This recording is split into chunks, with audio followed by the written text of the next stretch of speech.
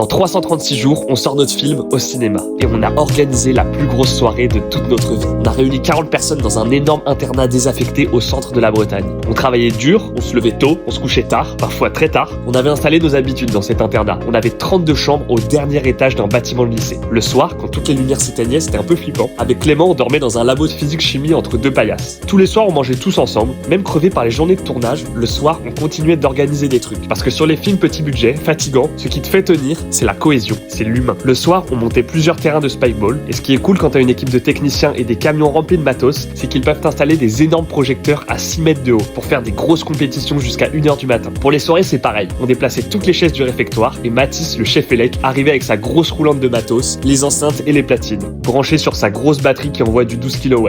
Puis la team élec installait 12 astératubes branchés en DMX, connectés à la musique. Ce qu'on admire dans cette équipe, c'est ça. Ils ont porté des projets toute la journée et le soir, en rentrant, le premier réflexe qu'ils ont, c'est de refaire une install pour que la soirée ait de la gueule. Parce que si ça peut être plus cool, ils sont toujours prêts à bosser. Quand tu pars avec autant de gens qui deviennent des amis, au final, ce qu'il te reste, c'est cette sensation. Avoir organisé la plus grosse soirée de toute ta vie. On va raconter toutes les coulisses du film, alors si tu veux les découvrir, abonne-toi.